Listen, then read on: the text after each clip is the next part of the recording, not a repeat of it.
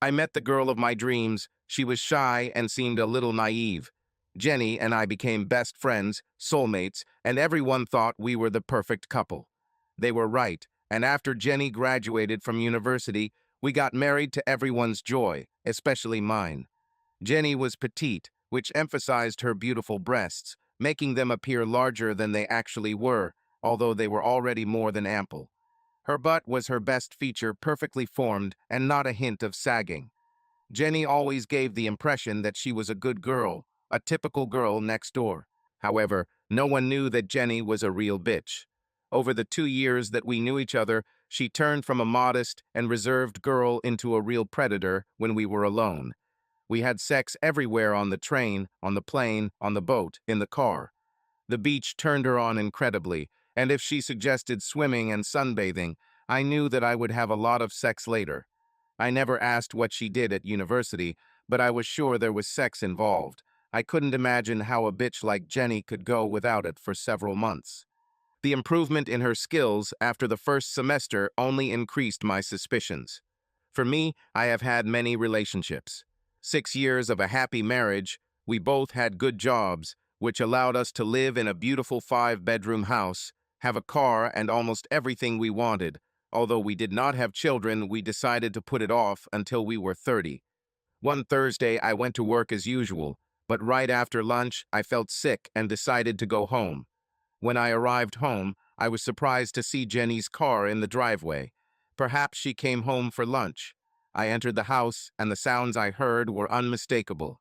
It was the sounds of Jenny having sex coming from our bedroom. I crept upstairs and saw that the bedroom door was slightly open. I saw Jenny's boss, Mike Dawson, having sex with her. I wanted to kill him, but I restrained myself. Instead, I started taking photos and videos on my cell phone for a couple of minutes. I quietly left and drove away, trying to collect my thoughts. I restrained my natural instincts of wanting violent revenge and decided to take revenge in a more subtle way. I returned home as usual and Jenny was cooking dinner. I had sex with her. God, you were on a roll, she smiled. We had sex all weekend. While we weren't having sex, unbeknownst to Jenny, I set up a video surveillance system, something I've been meaning to do for a long time. The house had the highest quality internal and external systems installed.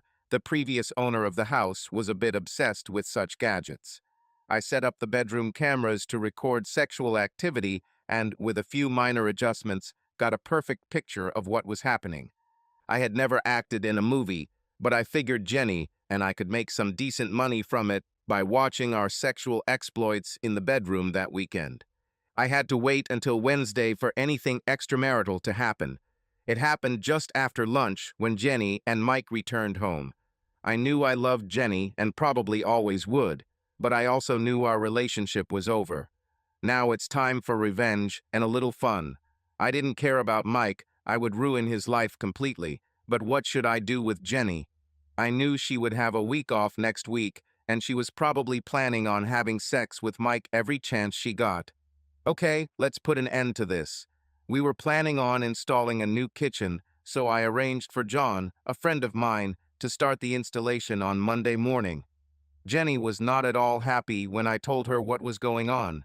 On Friday after work, I met John in the pub to discuss the installation. Now I knew a couple of things about John. Firstly, he did not tolerate alcohol. Well, 2 glasses of beer were enough for him to start getting drunk. Secondly, John knew how to treat women. No woman was safe when he was around. Monday morning, I was leaving for work as usual when John pulled up in his van. I rushed to the office, closed the door, and turned on the computer.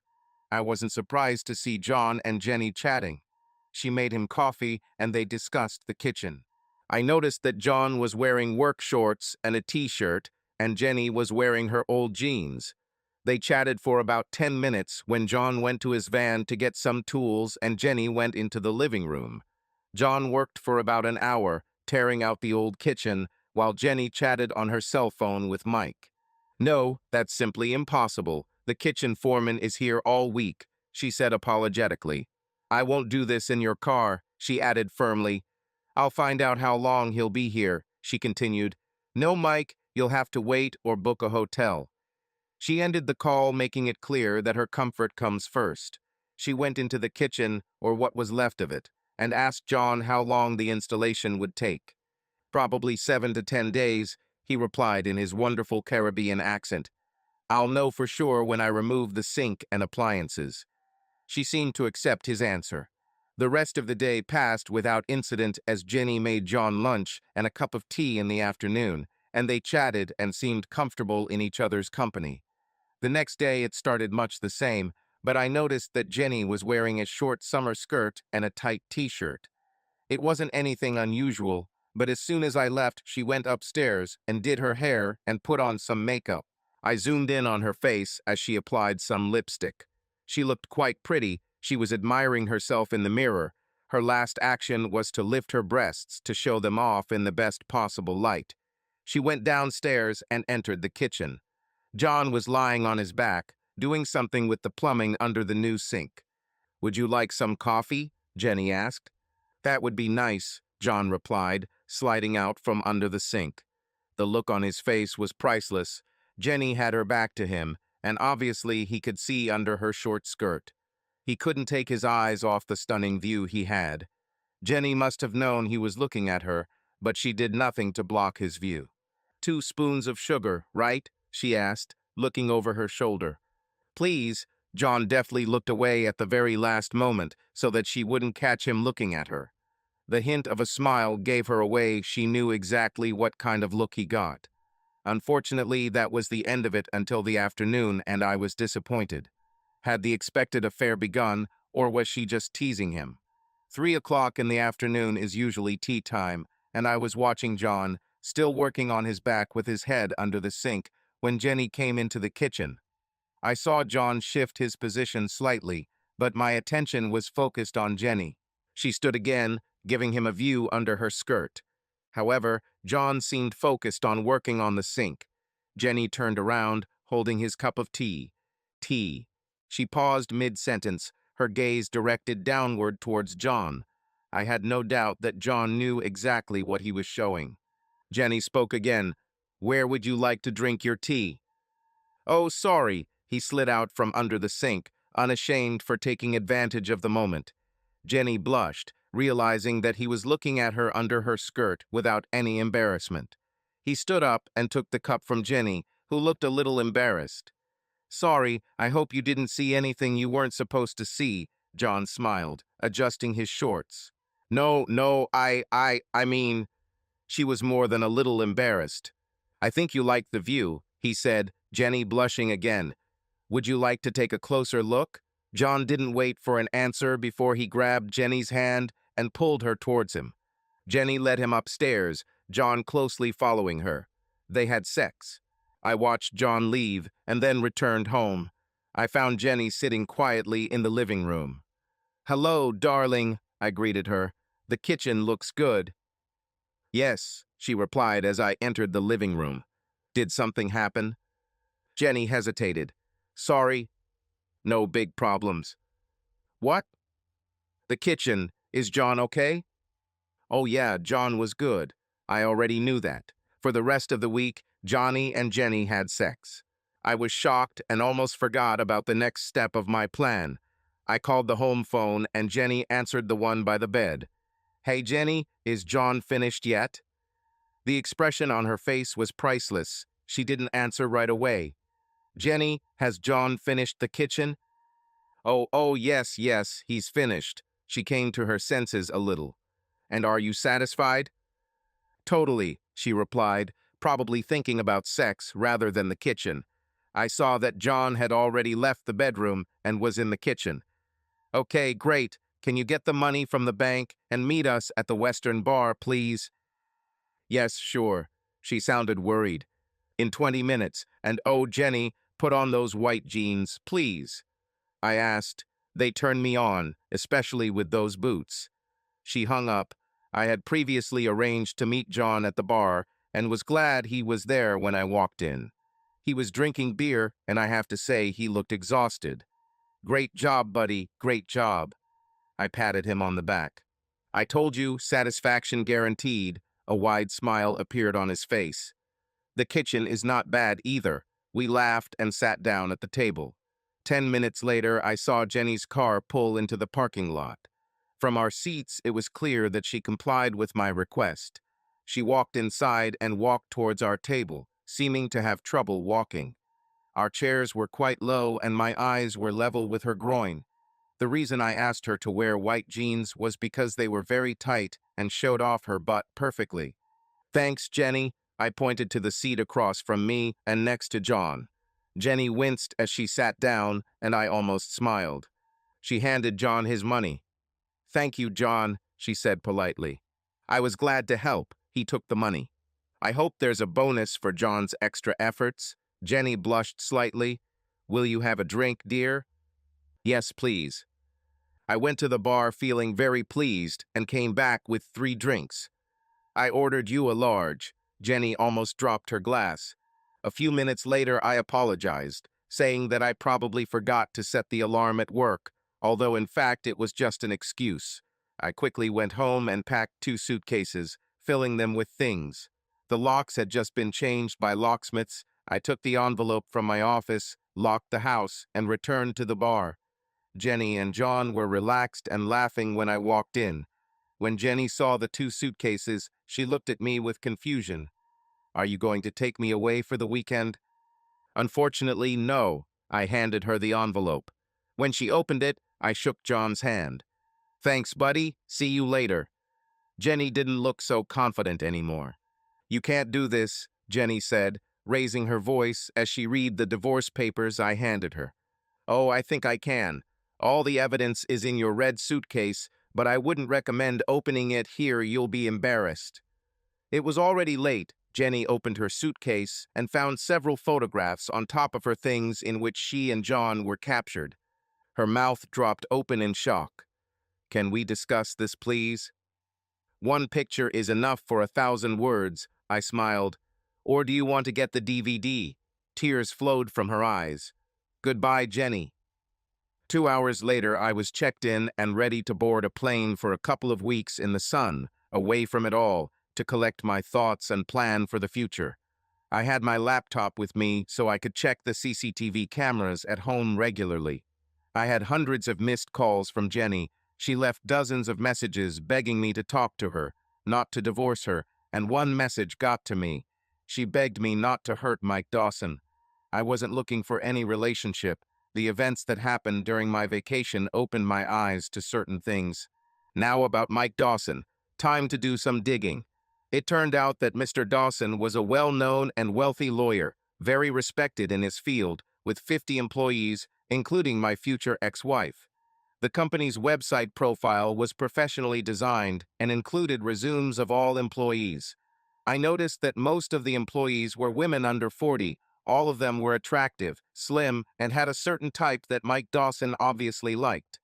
Mike was married to his high school sweetheart, and I understood why.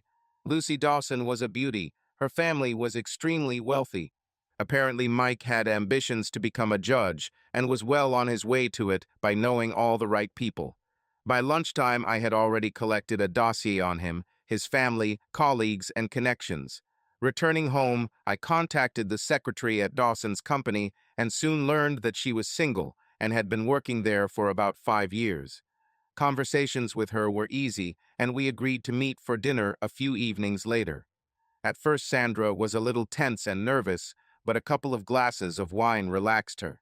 I told her the story that I was investigating Dawson for possible wrongdoing, and that this conversation was just the beginning to see if there were grounds for further action. I told her that she was the first of several employees I planned to meet with in the coming weeks. Another glass, and she became more frank. I said that professionally I did not see any violations and thanked her for her time. "Would you like another drink?" I asked. "I'll order a taxi to take you home." Sandra agreed, and we continued our light conversation. She relaxed and started laughing. "There are probably some incidents in your office," I hinted. "Perhaps the boss behaves badly sometimes?" Sandra suddenly fell silent.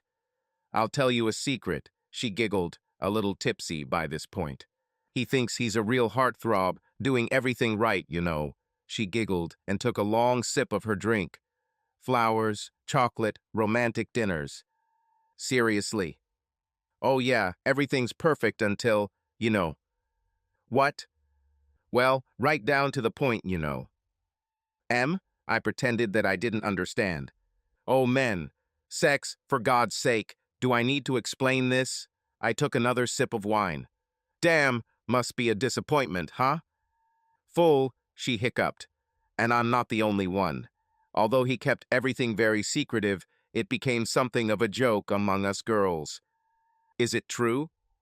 It was just a joke, you know, a laugh. Ick. How many were there? Only 7. This was getting more and more interesting. At least as far as I know, Sandra hiccuped again before naming the names of her co-workers with whom Mike was close. She finished her drink in one gulp. I'm sure you could really please a girl. I took her outside, and she tried to kiss me as I put her in the taxi. Come to me, I'll show you how it's done, she hiccuped. Good night, Sandra. I paid the driver generously.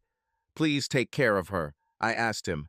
Returning home, I made a list of lustful Mike's sexual exploits. The next day, I met Jenny for coffee. She was dressed very stylishly, a business suit, impeccable hair and makeup, which corresponded to her status as a lawyer. We need to talk. No, you don't. You've slept with at least 2 men that I know of. Only 2, she confirmed. The ones that I know about and that you admitted to, I continued. I have evidence, as you well understand, that will indisputably prove your treason. But no buts. I want a clean divorce. You walk away with nothing and your reputation remains intact. I have nothing, no house, no money. What should I do? She almost cried. Sign this. I handed her a document in which she agreed to the divorce and renounced any property claims, keeping only personal belongings. No way, I'm not stupid. I intend to sue you for everything I can. Is it true? I smiled. If you sign this now, I guarantee that £500,000 will be transferred into your personal account within 7 days. She thought about my proposal. How can I trust you? 6 years of marriage, and you know I keep my word.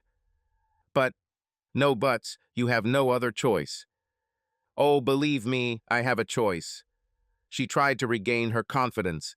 The lawyer's professionalism was evident. Your choice is simple. Sign and accept this offer, or I will destroy your career and any future. You wouldn't dare. I'll sue you to the last. Jenny, you cheated on me twice, and I have DVDs of every date you had with John.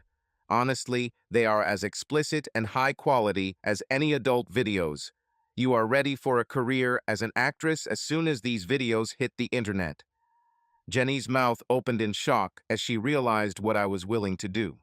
I will sue you, she said, but her voice lacked the same confidence. Try it. Good luck. You might even win, but you won't get $500,000 from me, as you know. But you will get a lot of publicity and, no doubt, many offers. I continued. Imagine being in court and trying to win a case. You'll never be taken seriously again, right? Goodbye, career. Jenny signed the document, finished her coffee, and got ready to leave. When she stood up, I noticed her white panties. By the way, one question. What? She asked irritably. I understand why you went after John. Damn you, you set all this up. Especially for you, darling. Bastard. So why Mike Dawson? She fell silent for a moment. Blackmail. What? I screwed up one thing, big time. Mike saved me on the condition that I sleep with him. I see. And did you enjoy it? Not for a second. It's strange, you did this regularly. Did you know? You seem to enjoy it. Believe it or not, I hated every second of it. I was just playing a role, putting on a show for him. Why? Well, it was supposed to be the only time. But he broke his promise, probably due to my fault. I thought if I said that I liked it, and that he was the best lover in the world, he would calm down and be satisfied. She looked sad. But things went wrong, and he truly believed he was the world's greatest lover. I didn't know whether to believe her or not, because the DVD recordings said otherwise. Believe me, it was the worst sex of my life. I guess John was the best, I asked, already guessing the answer. Funny, but no, she seemed sincere. Well, you got it. She turned to leave. By the way, you're still the best lover I've ever had. She smiled her beautiful smile and left. Well, Mike, nice to meet you, I said, offering Mike Dawson my hand, which he shook rather limply. Do we know each other? He asked rather arrogantly. I don't think we've met before. So what does this all mean? I'm intrigued. Mike, sorry for the directness. Just get to the point. You slept with my wife. So what? Whoever she is, she's not the first, and she won't be the last. You're probably right. So what do you want? I want you to transfer $500,000 to her bank account within 5 days. Fuck you. What's your name? I didn't catch your name. Just get lost before I call the police. Do you even know who I am? Of course I know. You are the narcissistic asshole who ruined my marriage. So what? I don't care. By the way, my wife is demanding a seat on the company's board of directors. He laughed loudly but falsely. What's next? He poked me with his finger. Otherwise, I will destroy you within 24 hours. Surprise me, he said sarcastically. I opened my briefcase and took out photographs of all his sexual exploits in the office. He began to show interest. Does your wife know? Tell her, and I'll still deny everything. But I'll sue you for blackmail, I'll take everything you have, and even more. I took out my tablet. What kind of crap is this? I pressed play and handed the tablet to him. There is sound that accompanies the video, but since we are in a public place, I turned it off. Mike was watching a movie. Where did you get this? He began to get angry. Be careful with the buttons. This is ready to be uploaded to all the sites in the world. You wouldn't dare. You will notice that the woman in the video is unrecognizable. She is my wife, by the way, but it is quite obvious that it is you. I continued, if you fast forward a little, you'll see the fun part. Mike went from red with anger to pale when he saw John approach him. This is a complete fake, an absolute lie. I have never done anything like this. I heard that you are applying for a position as a judge. I doubt that this video will help you with this. Influential people don't visit sites like this, he tried to justify himself. They may not be visiting, but as you can see, I have already prepared a mailing with full copies of this video to all your contacts in my address book. You've thought of everything, right? I hope so. What's the account number? He asked, and I dictated the number to him. The transfer will take 7 days. He handed me the tablet, and I showed him how I programmed all emails to be sent after 7 days, and how the DVD would be sent a little later. Unlike the woman in this video, you have little chance of making it in this industry, I added sarcastically. What guarantees do I have? None. Just my word. Consider it my insurance. Aren't you coming back for more? Keep your word, and you won't hear about this case again. Mike Dawson kept his promise, transferred money to Jenny, and secured her a seat on the company's board of directors. A couple of weeks later, Jenny invited me to lunch to thank me for my help. She looked as sexy as ever, and we talked like old times. Do you already have a girlfriend? She asked. Have you found another lover? I answered sharply. The last thing I need. Do you know what they say? I couldn't resist. Once you sleep with a black guy, you can't go back. I regretted my words as soon as I said them. I thought Jenny would leave. She was silent for a few seconds. Steve, I'm so sorry I hurt you. You didn't deserve it. I left the money on the bill and took her hand, leading her to my car. We drove home in silence. Why did you bring me here? She asked. I took her by both hands. Because I don't want to live without you. Whether it was right or wrong, without any conversation, we went upstairs, where Jenny took the initiative. Well, that was 4 years ago, and Jenny recently announced that she was pregnant, and we are over the moon, putting all our past problems behind us. We've talked a lot about what happened over the years. As for Mike Dawson, Jenny got her revenge on him. We were lying in the shower after sex one day when she said, "I talked to Mike Dawson today." I tensed up. We didn't usually discuss him. Yes, interesting conversation. Really? I tried to appear calm. Is he still married? Yes, and you'll never guess. What? They're installing a new kitchen. And what? I recommended Johnny. Mrs. Dawson will be pleased.